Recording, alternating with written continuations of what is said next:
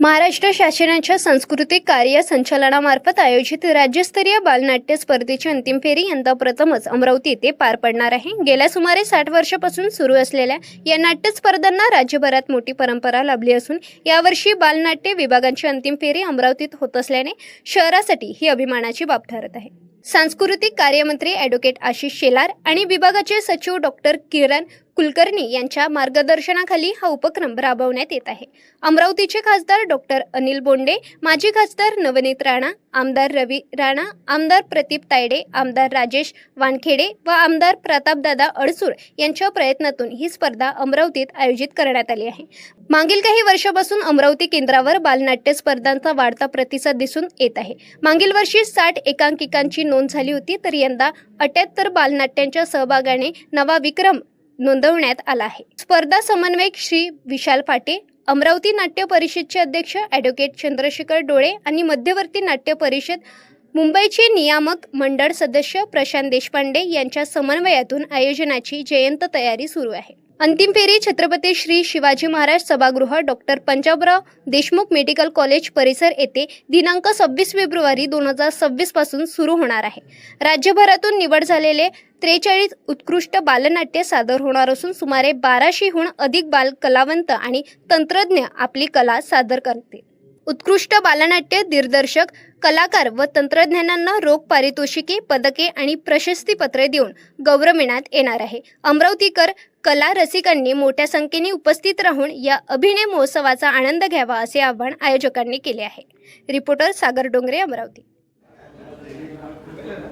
महाराष्ट्राच्या सांस्कृतिक विभागातर्फे जी बाल नाट्य स्पर्धा होते आहे त्याची अंतिम फेरी घेण्याचा बहुमान अमरावतीला मिळालेला आहे आणि त्यासाठी मुख्यमंत्री देवेंद्रजी फडणवीस, सांस्कृतिक विभागाचे मंत्री आशिष शेलार यांचे मनपूर्वक आभार आम्ही मानतो।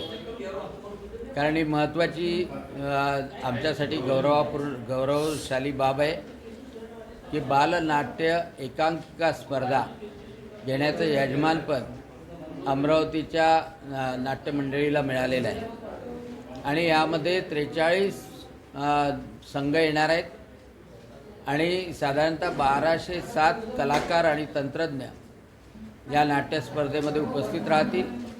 26 तारखेपासून सुरू होणारी नाट्य स्पर्धा 4 मार्चपर्यंत सुरू राहणार आहे।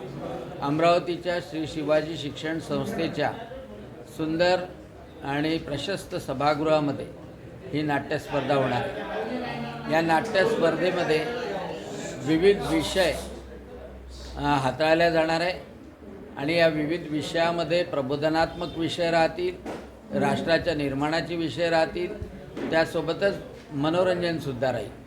आणि म्हणून या बालकलाकारांना जे मराठीची सेवा करतात आहे, ज्या मराठीला प्रधानमंत्री नरेंद्रजी मोदी यांनी अभिजात भाषेचा दर्जा दिला आहे आणि अभिजात भाषेचा दर्जा देण्याकरता मुख्यमंत्री देवेंद्रजी फडणवीस यांनी अहोरात्र परिश्रम केलेले आहे, अशा मराठी भाषेची लहानपणापासून सेवा करणारे हे बालकलाकार आणि त्यांचं कौतुक सर्व जनतेने करावं। या नाट्यस्पर्धेमध्ये रोज 5 ते 6 एकांकिका राहतील, त्या सर्व पाहाव्या।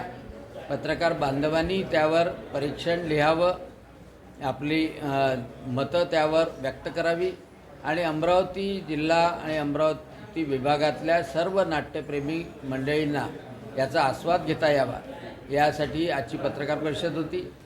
आणि आपल्याही सर्वांना आवाहन करतो की एवढ्या सुंदर या अंतिम फेरीच्या नाट्यस्पर्धेला आपण सर्वांनी उपस्थित राहावं आणि आनंद घ्यावा आणि बालकलाकारांचा, मराठीच्या बालसेवकांचा उत्साह वाढवावा, एवढी माझी नम्र विनंती।